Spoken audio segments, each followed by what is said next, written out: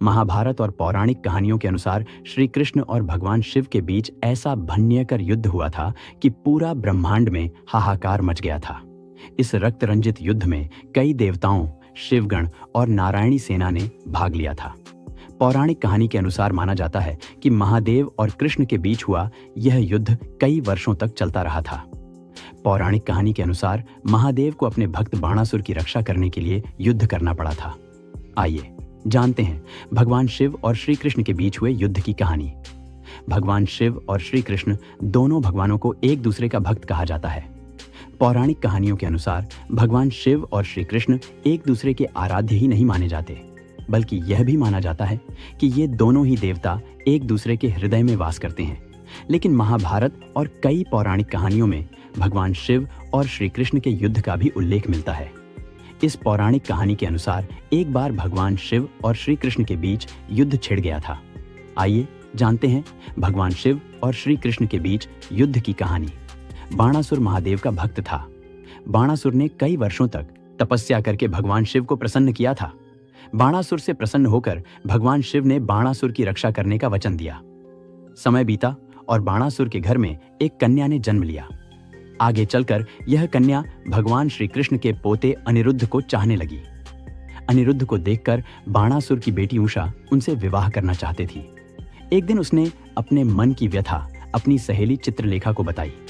चित्रलेखा के पास कई मायावी शक्तियां थीं, इसलिए इन शक्तियों का इस्तेमाल करके चित्रलेखा ने कृष्ण जी के पोते अनिरुद्ध का हरण कर लिया।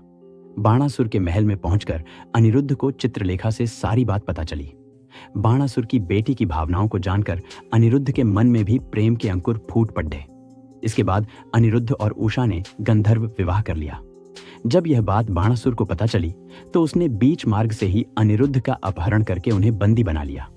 श्री कृष्ण को जब इस बात की सूचना मिली कि बाणासुर ने अनिरुद्ध को बंदी बनाकर अपने महल में रखा हुआ है, तो श्री कृष्ण बलराम, सांब, प्रद्युम्न और अपनी नारायणी सेना के साथ बाणासुर से युद्ध करने के लिए उसके राज्य में पहुंच गए।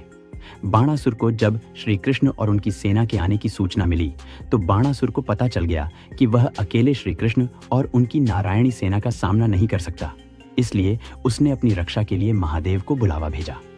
भगवान शिव ने अपने भक्त बाणासुर की रक्षा करने का वचन दिया था, इसलिए युद्ध का समाचार सुनकर महादेव नंदी, कार्तिकेय और अन्य कैलाशवासी योद्धाओं के साथ बाणासुर के राज्य में आए।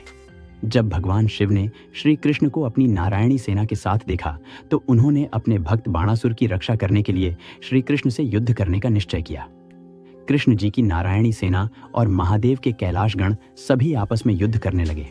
चारों तरफ भीषण रक्तपात हो रहा था। इधर महादेव भी अपने भक्त की रक्षा करने के लिए श्री कृष्ण से युद्ध कर रहे थे। दोनों देवताओं ने एक दूसरे पर कई अस्त्र छोड़े। भगवान शिव ने श्री कृष्ण पर पाशुपतास्त्र से आक्रमण किया। इसका उत्तर देते हुए श्री कृष्ण ने महादेव पर नारायण अस्त्र से प्रहार किया। महादेव और कृष्ण के बीच हुए इस भयंकर युद्ध से सृष्टि में हाहाकार मच गया। जब श्री कृष्ण ने देखा कि महादेव अपने भक्त की रक्षा के लिए प्रतिबद्ध हैं और उनके रहते बाणासुर को कुछ नहीं हो सकता, तो उन्होंने महादेव का मान रखते हुए उन पर निद्रास्त्र का प्रयोग किया, जिससे महादेव गहरी निद्रा में सो गए। भगवान शिव के निद्रा में जाते ही भगवान कृष्ण ने बाणासुर से युद्ध करना शुरू किया। कृष्ण ने बाणासुर को अपनी भूल सुधारने के लिए कहा, लेकिन अहंकारी बाणासुर ने उनकी कोई बात नहीं मानी। तब श्री कृष्ण ने बाणासुर की भुजाएं काट दी।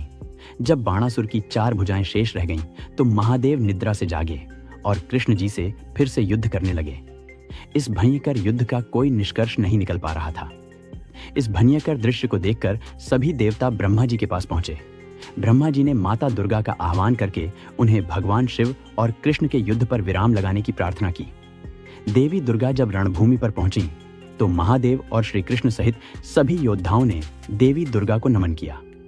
तब देवी दुर्गा ने भगवान शिव और श्री कृष्ण से युद्ध की समाप्ति का निवेदन किया। देवी दुर्गा ने कृष्ण जी से विनम्र पूर्वक कहा, हे माधव, बाणासुर आपके भक्त प्रहलाद का वंशज है और आपने प्रहलाद को वरदान दिया था कि उनके वंश का कोई भी मनुष्य आपके हाथों से नहीं मारा जाएगा। देवी दुर्गा की बात सुनकर श्री कृष्ण ने मुस्कुराकर बाणासुर को देखा। देवी दुर्गा की बात सुनकर बाणासुर को अपनी भूल का पश्चाताप हुआ और उसने महादेव और श्री कृष्ण को इस परिस्थिति में डालने के लिए क्षमा मांगी। इसके बाद युद्ध की समाप्ति हुई।